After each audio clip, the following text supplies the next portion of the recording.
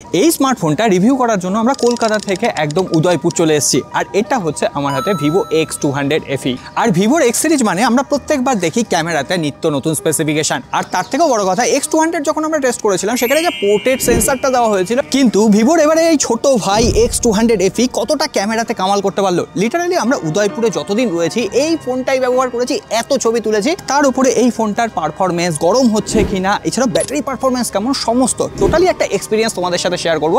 আর কোনো রকম কথা বাড়াচ্ছি না, সোজাসুজি তোমরাও কথা না বলে লাইক আর সাবস্ক্রাইব বাটনটা প্রেস করে দাও বস, তোমাদের জন্যই ছোটাছুটি করছি। তাহলে চলো শুরু করি। আরে আমরা উদয়পুর থেকে সোজা স্টুডিওতে শুধুমাত্র এই বাক্সটা ওপেন করার জন্য। আর বক্সের ভেতরে স্মার্টফোনটা তো ভিভো দেবেই, তার সঙ্গে সঙ্গে ফ্রিতে কভার, টাইপ সি কেবল, এর সঙ্গে সঙ্গে 90 ওয়াটের ফ্ল্যাশ চার্জারও দিয়ে দিয়েছে। আর সিম ইজেক্টর পিন আর ডকুমেন্টেশন, এগুলোর কি আর বলার দরকার আছে? যাই হোক, এই হচ্ছে আমাদের কভার লাগানো ভিভো X200 FE। প্রত্যেকটা স্মার্টফোনেরই একটা গল্প থাকে, আর এই স্মার্টফোনটার সাথে একটা ক্যামেরার গল্প জুড়ে গেছে। এখানে 50 মেগাপিক্সেলের জাইস মেইন ক্যামেরা দেওয়া হয়েছে, তার সঙ্গে সঙ্গে 50 মেগাপিক্সেলের জাইসের সুপার পেরিস্কোপিক টেলিফটো ক্যামেরা, আর থার্ড সেন্সারটা হচ্ছে 8 মেগাপিক্সেলের আল্ট্রা ওয়াইড অ্যাঙ্গেলের। আর যে সেলফি ক্যামেরাটা সেটাও কিন্তু 50 মেগাপিক্সেলের। আমরা সোজাসুজি ফটোগ্রাফি এক্সপিরিয়েন্স নিয়ে কথা বলবো। প্রথমে এই ছবিগুলো দেখো, এই ফটোগুলো তুলেছি আমি স্ট্রিট পোর্ট্রেট মোডে। এখানে বিভিন্ন ধরনের ফিল্টার অ্যাড করা যাবে, texture, black and white, vivid, natural. এখানে আমি ব্ল্যাক অ্যান্ড হোয়াইট মোডে এই স্ট্রিট ফটোগ্রাফিগুলো ক্যাপচার করেছি। এখানে কতটা জীবন্ত লাগছে একবার ছবিগুলো দেখো, যে H2S ডিটেকশন একদম পারফেক্টলি ম্যানেজ করতে পারছে। আর এটা তাড়াতাড়ি অ্যাক্সেস করার জন্য এর শর্টকাট বাটন রয়েছে। তোমরা ফোনটার যে ভলিউম ডাউন কি রয়েছে দুবার প্রেস করলেই এই স্ট্রিট পোর্ট্রেট মোডটা অন হয়ে যাবে। আর এখানে ক্যামেরার 100% ফিচার তোমরা ইউজ করতে পারবে। এখানে 24mm থেকে শুরু করে 100mm পর্যন্ত লেন্স সুইচ করে তোমরা ছবি তুলতে পারবে। এবারে এই ছবিগুলো একবার দেখো, এখানে আমরা মাল্টিফোকাল পোর্ট্রেট লেন্স টেস্ট করেছি। এখানে 23mm থেকে শুরু করে 35, 50, 85, 100mm ফোকাল লেন্স সুইচ করে পোর্ট্রেট মোডে ছবি তোলা যাচ্ছে। আর এখানে জাইসের মাল্টিফোকাল পোর্ট্রেট যে ফিল্টারগুলো রয়েছে, বায়োটা, স্পিড, সোনার, প্ল্যানার, সিনে ফ্লেয়ার, এই সমস্ত মোড এখানে দিয়ে দেওয়া হয়েছে। বিভিন্ন ভাইব ম্যাচ করে যখন তোমরা ছবিগুলো দেখবে না, ছবিগুলো তোলার পর বুঝতে পারবে ছবিগুলো কতটা শার্প আসছে। এক্সপোজার কন্ট্রোল, লাইটিং অ্যাডজাস্টমেন্ট একদম পারফেক্ট ছিল। আর সব থেকে যেটা বেটার লেগেছে, H2S ডিটেকশন। একদম চুলের কোনাগুলোতেও কোনো রকম পারফেকশনের অভাব হয়নি। কালারটা সামান্য বুস্ট করছে, কিন্তু তোমরা ন্যাচারাল টোনেও ছবি তুলতে পারবে, সেই অপশনও দেওয়া হয়েছে। কিন্তু সোশ্যাল মিডিয়া রেডি আসছে, মানে ছবি তুলবে আর সোশ্যাল মিডিয়াতে পোস্ট করবে, হাজার হাজার লাইক পেয়ে যাবে। কিন্তু আমার ভিডিওটাতেই একটা লাইক পড়ে না। যাই হোক, এরপরে ক্যামেরা ইউআই আরেকটা বেস্ট ফিচার হচ্ছে এআই ভিজুয়াল অপশন। এখানে যখন পোর্ট্রেট মোডে থাকবে, উপরের দিকে এআই অপশন পাবে। এখানে তোমরা যে অ্যাটমসফিয়ারেই থাকো না কেন, স্প্রিং, সামার, অটাম এবং উইন্টার, এই 4টে মোডে ছবি তুলতে পারবে। অর্থাৎ রাজস্থানে ছবি তুলে তোমরা সেখান থেকে কাশ্মীরের ভাইব আনতে পারবে বস। আর সেগুলো একদম ন্যাচারাল আর রিয়েল দেখতে লাগছে, কোনো রকম মনে হচ্ছে না যে ফটোটা এডিটেড। সো এই যে ক্যাপচার করা ইমেজগুলো তোমরা দেখলে, এবার তোমাদের ফিডব্যাকটা অবশ্যই কমেন্ট বক্সে লিখে জানিও। আর এখানে পেরিস্কোপিক টেলিফটো সেন্সর রয়েছে, ফলে 100x জুমও সাপোর্ট করছে। আর কি চাই বস। যাই হোক, এবার একটু ভিডিও ক্যামেরার কথায় আসি। এখানে 4K 60 fps প্রত্যেকটা ক্যামেরা সেন্সর দিয়ে, এমনকি এর ফ্রন্ট ক্যামেরা দিয়েও তোমরা ভিডিও শুট করতে পারবে। আর এখানে আমার সব থেকে যেটা ভালো লাগলো, 3x মোডেও তোমরা 4K 60 fps এই ভিডিও শুট করতে পারবে। ভিডিও যথেষ্ট স্টেবল ছিল, তোমরা একদম প্রফেশনাল কন্টেন্ট এই ছোট্ট ফোনটা দিয়ে কিন্তু শুট করে নিতে পারবে। যাই হোক, এআই নিয়ে এত কথা বলছি, তাহলে এবার গ্যালারির এআই ফিচারগুলো নিয়ে কথা বলি।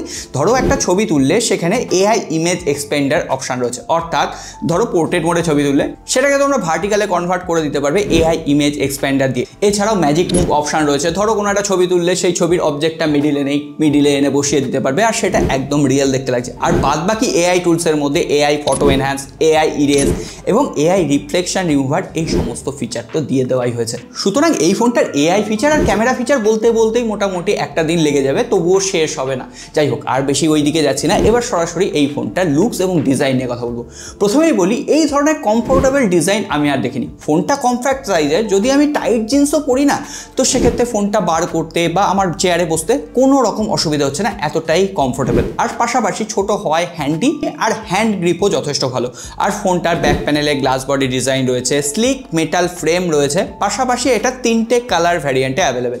একটা হচ্ছে অ্যাম্বার ইয়েলো, লাক্স গ্রে আর ফরেস্ট ব্লু। আমার কাছে গ্রে কালারটাই এসছে। আর পেছনের যে ক্যামেরা হাউজিংটা একদম সিম্পল রাখা হয়েছে, তবে ক্যামেরা বাম্পটা কিন্তু আগের মতো আর উঁচু নেই। এখানে কভার লাগানোর পরে ক্যামেরা বাম্পে কিন্তু আর কোনো রকম স্ক্র্যাচ পড়ে যাওয়ার সম্ভাবনা নেই। এই ব্যাপারটা ভিভো কিন্তু যথেষ্ট ভালোভাবে ম্যানেজ করেছে বলতে হয়।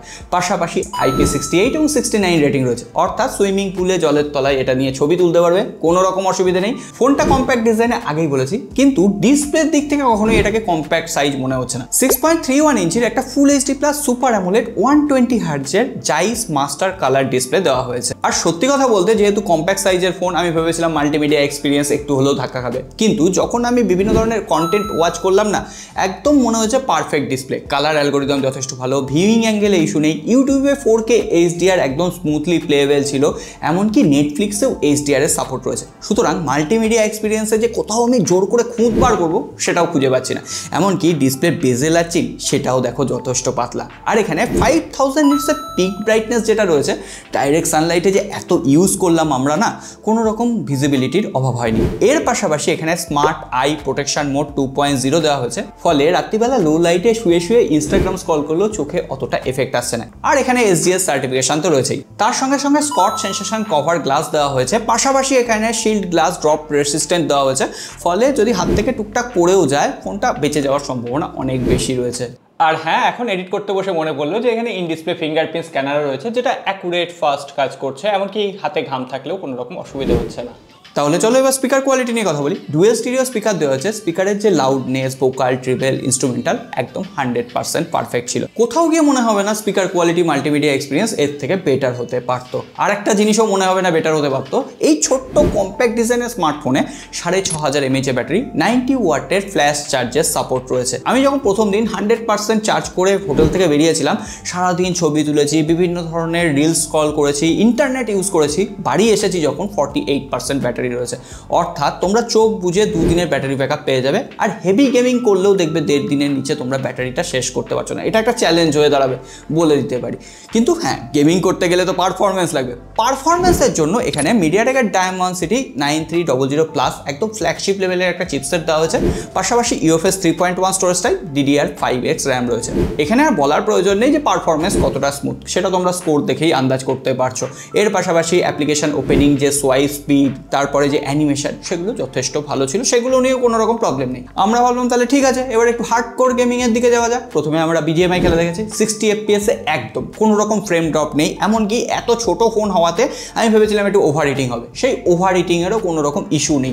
এমনকি আমরা ডাইরেক্ট সানলাইটে যে এত ভিডিও শ্যুট করেছি, এত ছবি তুলেছি, তাতেও ফোনটা একেবারে মাথা গরম করেনি, একদম কুল মাইন্ডের লোক ভাই।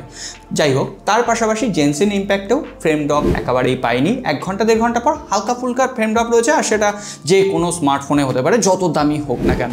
So overall performance, 4D gaming vibration অর্থাৎ হ্যাপটিক ফিডব্যাকটাও একদম জবরদস্ত। আর পাশাপাশি তারা 60 মাস পর্যন্ত অর্থাৎ 5 বছর পর্যন্ত স্মুথ অপারেশন প্রোভাইড করবে, অর্থাৎ কোথাও ফ্রেম ড্রপ, ল্যাগ ফ্যাগ কিচ্ছু করবে না। সো বুঝতেই পারছো 5 বছরের জন্য মোটামুটি নিশ্চিন্ত। এর পাশাপাশি out of the box Android 15 রয়েছে, এখানে ফানটাচ OS 15 এর কাস্টমাইজেশন রয়েছে, আর 4 বছরের অপারেটিং সিস্টেম আপডেট, 5 বছরের সিকিউরিটি প্যাচ লেভেল আপডেট দেওয়া হবে। পাশাপাশি এখানে AI ফিচার বলতে circle to search feature available রয়েছে, গুগল জেমিনাই অ্যাসিস্ট্যান্টের ফিচার রয়েছে, AI screen translation, live text, Vivo doc master, এই সমস্ত ফিচার দিয়ে এটাকে ভরিয়ে দেওয়া হয়েছে। দু একটা প্রিনস্টলড অ্যাপ্লিকেশন রয়েছে, এক ঝটকায় সেটাকে আনইনস্টল করে দেওয়া যাচ্ছে, কোনো রকম সমস্যা নেই। আর এখানে নেটওয়ার্ক কানেক্টিভিটি নিয়ে যখন আমি দেখলাম, dual 5G, dual band wifi, এই সমস্ত কিছু সাপোর্ট রয়েছে, এমনকি 5G VoNR। আমরা রাজস্থানে গিয়ে জিওর 5G VoNR অ্যাক্সেস করেছি। আর কি বলবো, নেটওয়ার্ক স্পিড যথেষ্ট ভালো ছিল। এই হচ্ছে আমাদের ওভারঅল ভিভো X200 FE।